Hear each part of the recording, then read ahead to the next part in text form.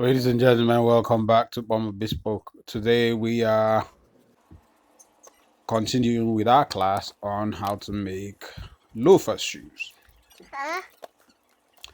So the first thing you do is you peel out all the unnecessary parts, and then you peel out the lateral side where you drew the design, as well as the medial side. So you flatten it out on a piece of paper. One thing you must take note of when you're flattening it is to ensure that you don't have any major rumples. It's okay to have, let's just have a coffee break right now.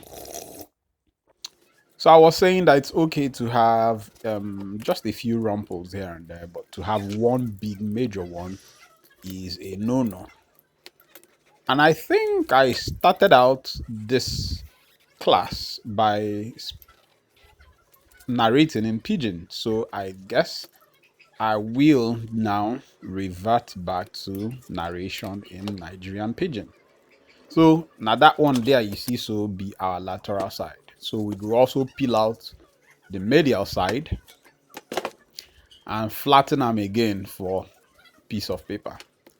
See as I run my hand along the length of them like that, then I go use this my tool, just flatten them. So like I talked before, it's okay if just small rumple show, but to have one major rumple somewhere means say they do them. Correct. So you go mark out all of those cardinal points where we've been identifying when we've been the design. So your instep, your vamp point, your balls, your counterpoint, and your back height. You go identify all of them like that. So you see as I take my so now these things where we cut out like this, they call last copies. Now some people go just start to begin design with the lateral side last copy, but me I dey do one extra thing wey be say I dey first of all generate wetin they call mean form. People wey go just design for the outside part of the last, they go just design for the outside part of the last, come use that part, they create their pattern pieces. E dey work for them, e dey work for them true, but you get some kind last way you go get where the difference between the outside and the inside too much, then you go get problem if you work with just that one like that. Which is why they always create wetin they call mean form. To do that, I go take my medial side, flip them over, trace them on top piece of paper like this. As I trace them, I mark out all of those points.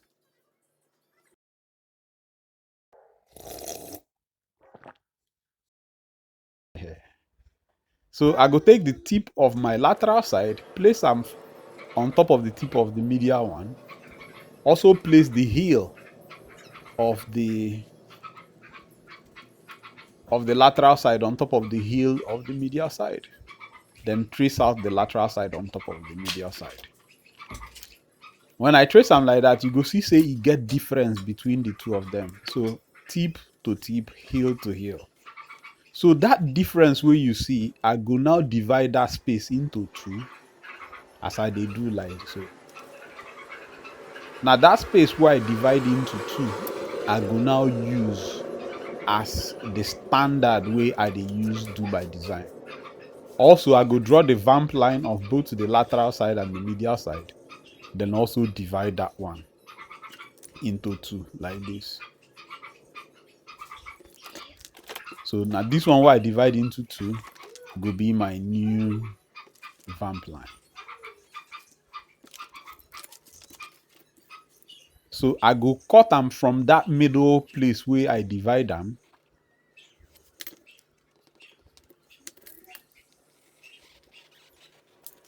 This one so where I don't use factor in both my medial and lateral side. Now that one the mean form. So you see this mean form like this. Now I go use do my design. So the mean form, I go trace them out again on top of paper. mark out all the cardinal points, instep, vamp point. Then this second line, the middle line here, now it will be my new vamp line. I could just join that one together, and then we go start our design all over again. Remember what we talk? We talk say the vamp line, if you divide them into two, then you join the one line from the counterpoint like that. So I no go just put the lateral side begin trace out my design. No, I want recreate that design using those formula we begin use when we do the design. So from the counterpoint to that middle point there, our quarter line. Then that now our instep. You remember say we go measure 1 cm away from our instep. Before we do that, make we just draw one line from the tip to the van point, and then another line from the van point to the instep. So we say we go measure 1 cm away from our instep, then draw 90 degrees from there. Then we go measure 4 cm on top that line when we draw. So measure half a centimeter beneath the middle point of our vamp line, and then draw line from that 4 cm point to that half a cm spot again. Then from our back height to the place where our quarter line starts, we go draw in our top line. Then we go measure 1 cm on top this line like this, and then half a cm on top that line there. Then we go just curve in the curve of the tongue of our loafers. So now this be our simple loafers. Another thing what they do to make sure say the shoe tight well for the last, as I did last time, say I go draw in half a centimeter inside the back height line, and then half a centimeter for the feather edge, then curve them, make it continue through the counterpoint, then go down. That way when I did last time, it go tight well for on top the last. So I go cut out everything like so, and then I go now use this standard design the different pattern pieces where I want for this last.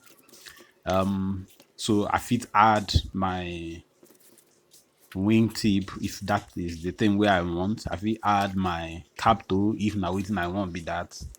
As you see, so I don't add the lasting allowance.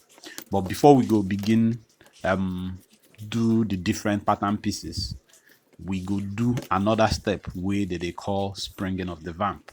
So stick around for the next class where we go spring the vamp, and then we go design the different pattern pieces.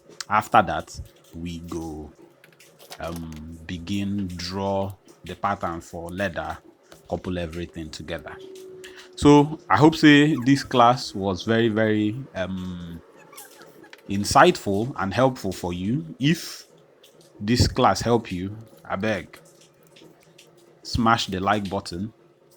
Also help us, do us one small help by just click that notification bell, so that every time when we post new content, you go be the first we go see them as correct person where you be. Until I see you for the next class, which is in a few days from now, stay healthy and God bless you.